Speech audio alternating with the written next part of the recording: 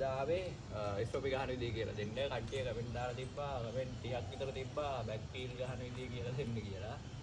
Back wheel travel ඒවා කියලා දෙන්න කියලා තිබ්බේ. අර මම දන්නවා ඔයගොල්ලෝ බෑක් වීල් ගහන්න කියලා දෙන්න පස්සේ උස්සන විදිය කියලා දෙන්න කියලා තියෙන්නේ මේ ස්ටොප් එක ගහන විදිය කියලා දෙන්න.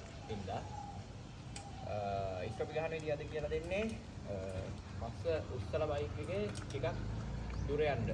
අන්න එකයි කියලා දෙන්න යන්නේ අද. මේ සීන් එකට ඩිස්ක් බ්‍රේක් තියලා නම් ගොඩක් හොඳයි. ඩිස්ක් නැත්තම් නෝමල් බ්‍රේක් එකක් ගන්න පුළුවන් පොඩ්ඩක් අමාරුයි වැඩේ. බැරි නෑ මං කලින් සෙට් ලං කරලා තියෙනවා නෝමල් බ්‍රේක් වල. මේ ප්‍රෝඩල් වීලින් වලදී ට්‍රැවල් ගහන සීන් එක නෙමෙයි මේක. ට්‍රැවල් ගන්නවා කියන්නේ වෙනම එකක්. ස්ටොප් කියන එක වෙනම එකක්.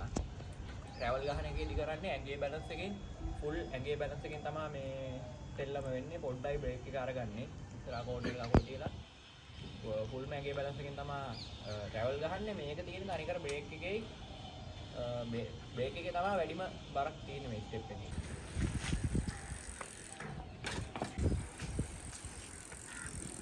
ස්ටොප් එක ගන්න සීන් එකේදී තියෙන්නේ බ්‍රේක් එකේ තමයි වැඩිපුර බරක් දෙන්නේ අපි. හයිඩ්‍රොලික් වගේ නා වැඩේ ටිකක් ලේසි. ඒසි කියන්නේ දුර යන්න අමාරුයි උස්ස ගන්න ලේසි. නෝමල් බෑක් වීල් ක්‍රමයේම තමයි ඔයගොල්ලන්ට ඇවිල්ලා බ්‍රේක් එක ගහලා බයිසිකලේ පිටිපස්ස උස්ස ගන්න පුළුවන් නම් මේක ගහන්න ලේසි. මෙහෙම ඇවිල්ලා ඔයගොල්ලෝ නෝමල් හිමීට ඇවිල්ලා ඕම් බයිසිකලේ ගොඩක් පිටිපස්ස උඩට ගන්න පුළුවන් නම් ස්ටොප් එක ගහන එක ලේසි. හයියෙන් ඇවිල්ලා පිටිපස්ස උස්සනවට වඩා හයියෙන් ඇවිල්ලා උස්සනවා කියන්නේ ඉස්සරහට යද්දි කරන්න ඕනේ හයියෙන් ඇවිල්ලා උස්සන එක. පුරුදු වෙන්න කලින් ඕගොල්ලෝ සාමාන්‍ය ස්පීඩ් එකකින් ඇවිල්ලා සාමාන්‍ය කියන්නේ හිමීට ඇවිල්ලා පිටිපස්ස උස්ස ගන්න පුළුවන් මේ වගේ ස්පීඩ් එකකින් ආවා. ඔහොම ලොකු උඩක් ගන්න ඕනේ නිකන්. මේකෙදි තියෙන්නේ අර මම ඉස්සෙල්ලා උස්සලා වෙන්නේ. ඒ වගේ පොඩ්ඩක් උස්සන්න එක තැන උස්සන්න පුළුවන් නම් මේ ස්ටොප් එක ගන්න තියෙන එක ලේසි. ඇයි දන්නවද? බ්‍රේක් එක ගහලා නෙමෙයි අපි දැන් හයියෙන් යනවා සාමාන්‍ය ස්පීඩ් එකකින් එද්දි ඉස්සරහා බ්‍රේක් එක ගහලා නෙමෙයි බයික් එක පිටිපස්ස උස්සන්න ඕනේ. ඇඟෙන් පුළුවන් තරම් ඇඟෙන් ගන්න බලන්න බයික් එක උඩ. මෙහෙම කරන්න. බ්‍රේක් ගහන්න නැතුව ඔයගොල්ලෝ නෝමල් මෙහෙම නෝමල් එන ගමන් මෙහෙම අල්ලගෙන කකුල් දෙකෙන් පැඩල් එකේ මෙහෙම නෝමල් එන ගමන් අපි නෝමල් බයිසිකලේ මෙහෙම එන ගමන් බ්‍රේක් අල්ලන්නේ නැතුව මෙහෙම පිටිපස්සේ නිකන් උස්සන්න පුළුවන් මේක උඩ. බ්‍රේක් අල්ලන්නේ නැතුව ඒක කරන්නේ මේ. අන්න ඒ වගේ පොඩ්ඩක් උස්සගත්තා නම් ඇති. එහෙම උස්සන එකයි බ්‍රේක් එකයි බ්‍රේක් එක අල්ලන ගමන් එහෙම වයින්නවා. ඒ දෙකම එකට වෙන්නේ. ඒකට තමයි බයිසිකල් එක පාටම උඩ වෙන්නේ. විසික් වෙන්න එනවා ඉස්සරහට. ඒක බැලන්ස් කරගන්න ඕනේ බ්‍රේක් එකේ. අපි එහෙම ගොඩක් උඩට එද්දි බ්‍රේක් එක අතහරිනවා. එතකොට අපි ඒක බැලන්ස් එකේ හිටිනවා. හිටිනවා කියන්නේ පස්සට වැටෙන ගානට තියාගන්න ඉස්සරහට වැටෙන ගානට තියාගන්න එපා. නවතින්න වෙන්නේ. ට්‍රැවල් ගහද්දගෙන ටිකක් ඒක බේරෙන්න පුළුවන්. ස්ටොප් වලදී අමාරුයි වෙන්නේ. ඒ ක්‍රමයට උස්සද්දි පිටිපස්ස ගොඩක් ආවොත් ඉස්සරහට වැටෙන්න ඉඩ තියෙනවා. ඒක පුළුවන් තරම් නවත්ත ගන්න ඕනේ. බ්‍රේක් එකෙන් තමයි ඒක නවත්තගන්නේ. බ්‍රේක් එක අතාරින්න ඕනේ. ඉස්සරහට වැටෙන්න යද්දි.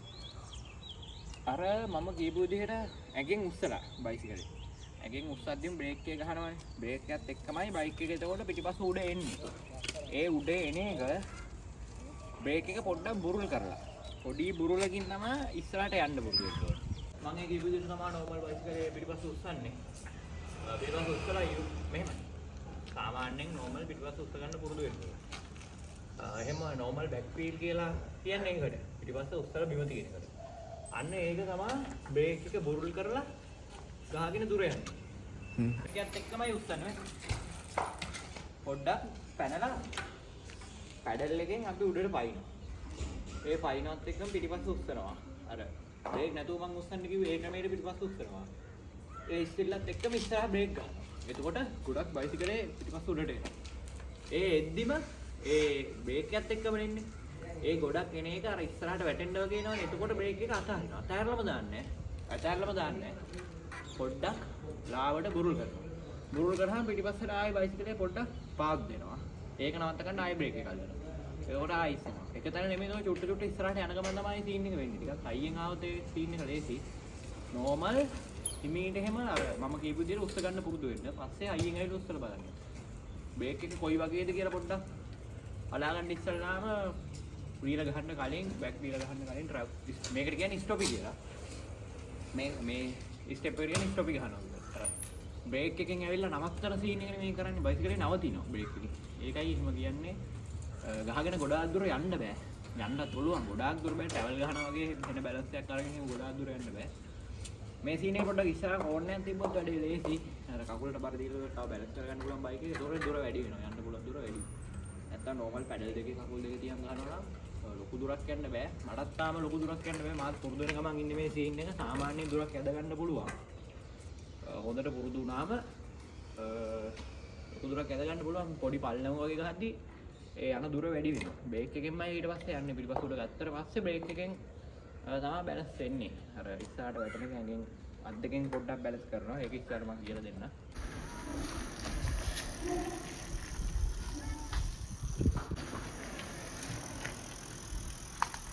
බයිසිකලේ ඇවිල්ලා අර මම කියපු විදිහට උස්සනවා බයිසිකලේ පිටිපස්ස.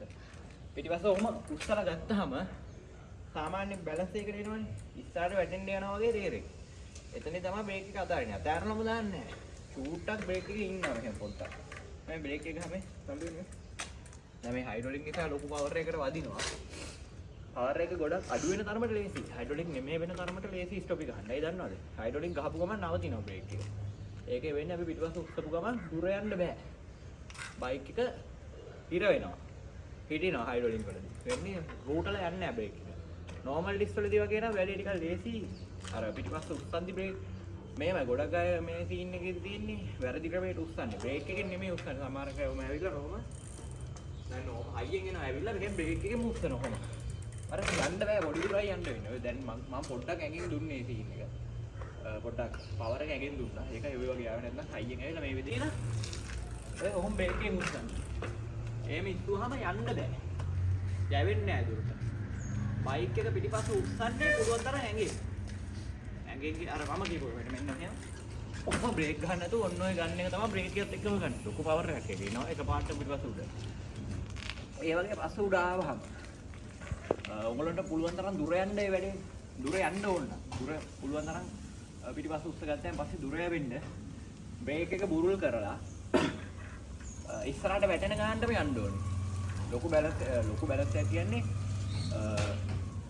ඉස්සරහට වැටෙන්න ටිකක් වැටෙන්නම නෙමෙයි. වැටෙන්න යනවා. වැටෙන එක ඇඟෙන් නවත්ත ගන්නවා පස්සට ඇදිලා. බ්‍රේක් එකෙන් බ්‍රේක් එක පුළුවන් තරම් අඩු කරනවා. ඒ වගේ ඉස්සරහට වැටෙන්න යද්දි බ්‍රේක් එක අතාරිනවම නෙමෙයි. බ්‍රේක් එක අල්ලන ප්‍රමාණය ගොඩක් අඩු කරනවා. එතකොට අපිව නිකන් ඇදිලා යනවා බයික් එක ඉස්සරහට. පස්සට වැටෙන්න යද්දි බයිසිකලේ පස්සට වැටෙන්න යනවා වගේ දැනුම බ්‍රේක් තද කරන්නේ නැහැ. ඇඟ මෙහෙම ඇඟෙන් ඉස්සරහට නැමෙනවා. ඒතර පොඩ්ඩක් ඒ වෙනවා. බ්‍රේක් එකත් එක්කම ඇඟෙන් පොඩ්ඩක් ඉස්සරහට නැමෙනවා. එතකොට පිටිපස්ස එනවා. ආයි ඉස්සරහට වැටෙන්න යනවා. බ්‍රේක් එක බුරුල් කරලා පුළුවන් තරම් බුරුල් කරලා මෙහෙම ඇඟෙන් පස්සට බර කරනවා. කලබල වෙන්න ඕන නැහැ. කලබල වුණොත් එහෙම කලබල වෙලා බැස්සොත් පැඩල් දෙකෙන් ඉවරයි.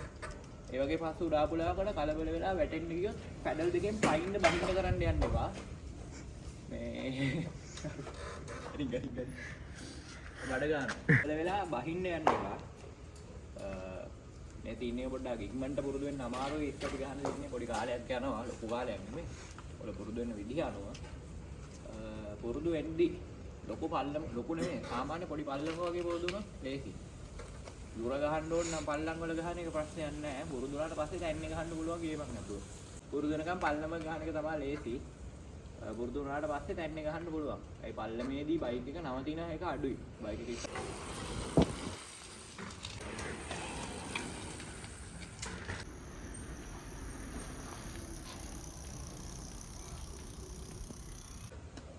ස්ටොපි පුරුදු වුණාට පස්සේ ඒ වගේ ස්ටෙපුත් ගහන්න පුළුවන්. ඒ ස්ටොපියේම දේවල් තමයි. ඒ බැලන්ස් එකමයි තියෙන්නේ. බ්‍රේක් එකේ බැලන්ස් එකත් එහෙමයි. ස්ටොපියෝ තමයි වෙනස් කර කර ගහන්නේ. මේ සීන් එකට ෆුල් ඇන්ගල් බයිසිකලයක් තියෙන එක තමයි ලේසි. හරිද? ඇන්ගල් නැති වුණත් ප්‍රශ්නයක් නැහැ. ඇන්ගල් නැති වුණොත් වෙන්නේ පිටිපස්ස ගොඩක් උඩ ගන්න බැරුව යනවා. පිටිපස්ස ගොඩක් උඩ එන තරමට තමයි ලේසි අපිට. පිටිපස්ස ගොඩක් උඩෙද්දි සාමාන්‍යයෙන් දැන් මම ඉස්සෙල්ලා ගහපුවා වලත් සමහරක් ඒවල වැඩි උඩ ආවේ නැහැ. උඩ එන්නේ නැහැ කියන්නේ අපි දුර යන එක මදි. දුර යවෙන්නේ නැතුව යනවා. අපිට යන්න ඕන දුර යවෙන්නේ නැහැ මගදී යවෙනවා. පිටිපස්ස මුදුන්ුණා කියන්නේ ගොඩක් ආවා කියන්නේ ලොකු ඒතකොට දැනෙනවා බැලන්ස් එක අපිට. ඒ බැලන්ස් එකේදී අපිට බ්‍රේක් එකයි ඇඟිනුයි දෙකේම බැලන්ස් කරලා ලොකු දුරක් යන්න පුළුවන්. බ්‍රේක් එක ගොඩක් අඩුවෙන් තමයි මේ ගහන්නේ පිටිපස්ස පුළුවන් ගොඩක් උඩ ආවන් පස්සේ. මෙහෙම එහෙම තමයි ස්ටොප් සීන් එක යන්නේ. අනිකර බ්‍රේක් එකේ ඇඟිලි බැලන්ස් එකක් තියෙන මේ සීන් එකේ පුරුදු වෙන්න ලේසි ස්ටෙප් එකක් මොනවා වුණත් මේක බේසික් ස්ටෙප් වල එකක් මේක සාමාන්‍යයෙන් වීලි ගහනවා වගේ වැඩක් මේකත් අර ගොඩක් අය සෙල්ලම් කරන්නේ නැති හින්දා අමාරුයි කියලා හිතන ස්ටෙප් එකක් වැඩි සෙල්ලම් අඩුවෙන් සෙල්ලම් කරන නිසා නැති එම අමාරු ස්ටෙප් එකක් නෙමෙයි පොඩ්ඩක් බැලන්ස් එක උරු වුණාම මාසයක් දෙකක් දෙකකින් වගේ සාමාන්‍ය දුරක් ගහ ගන්න පුළුවන් ස්ටෙප් එකක් මේක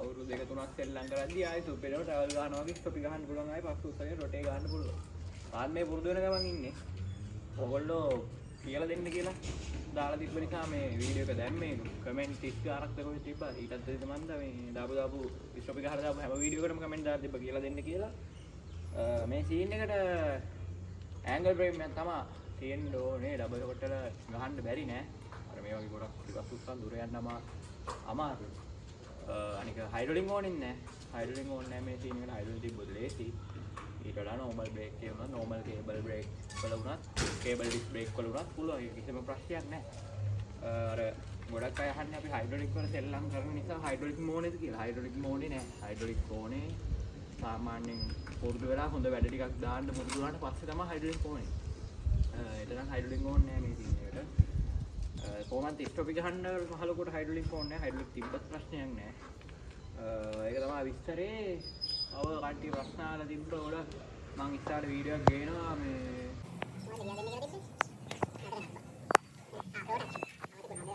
ෆ්ලෝ ටච් ගන්න විදිය කියලා දෙන්න කියලා තිබ්බා ඒක එහෙම කියලා දෙන්න පුළුවන් ස්ටෙප් එකක් නෙමෙයි ඒක අමාරු ස්ටෙප් එකක් මම බලන්නම් දැන් නම් හොඳට වීල් ගහගන්න පුළුවන් කෙනෙක්ට තමයි ඒක කරනවා අඩුම වීල් ගහන්න පටන් අරන් අවුරුද්දක් සෙල්ලම් කරපු කෙනෙක්ට හොඳට බැලන්ස් එකක් තියෙන කෙනෙක්ට තමයි ෆ්ලෝ ටච් ගහනවා නම් නැත්තම් වීල් ගහන්න පටන් ගත්ත ගමන් ෆ්ලෝ ටච් ගහන්න බෑ ඒක ටිකක් අමාරු ස්ටෙප් එකක් තනින් මේවා ඒකේ කරන්න ඕන දේවල් ටික මම කියලා දෙන්නම් ඕගොල්ලන්ට ඕන නම් වීඩියෝ එක ඕන නම් කමෙන්ට් එකක් දාන්න ෆ්ලෝ ටච් ගන්න විදියක් කියලා දෙන්න ඒ සීනේ නම් MTB එකකුත් ඕනේ MTB එකක් අනිවාර්යෙන් ඕනේ නෝමල් බයිසිකල් වල ගහන්න බැරි නෑ පුළුවන් ඩබල් ෂොට් වල ඇන්ගල් එකට කිට්ටු බයිසිකල් එක තමයි හිට එක පුළුවන් තරම් පාත බයිසිකල් එක තමයි මේ වැඩේ කරන්න පුළුවන් හිට එක පාත් දුන්න නැති වුණාට ප්‍රශ්නයක් නෑ පුරුදු වුණාට පස්සේ ටිකක් අමාරු ස්ටෙප් එකක් නිසා මම මේක දැම්මේ නැත්තේ ගොඩක් ගයිල්ලා තිබ්බ නැත්නම් ස්ටොප් ඊට වඩා ෆ්ලෝ ටච් එක ගහන විදිය තමයි කියලා දෙන්න කියලා දෙන්නේ ඒක ටිකක් අමාරු නිසා මම දැම්මේ නැත්තේ අනික හොඳට සෙල්ලම් කරනවා වගේ නම් හයිඩ්‍රොලික් එකක් ඕනේ හයිඩ්‍රොලික් නම් ඕනේ ෆ්ලෝ ටච් ගහන්න කේබල් වලත් ගහන්න පුළුවන් හයිඩ්‍රොලික් එක තිබ්බනම් හොඳයි ඒ ස්ටෙප් එක එහෙනම් තව වීඩියෝ එකකින් සෙට් වෙමු ස්ටොප් එක ගන්න විදිය පුරුදු වෙන්න කට්ටිය ලේසි ස්ටෙප් එකක් මේක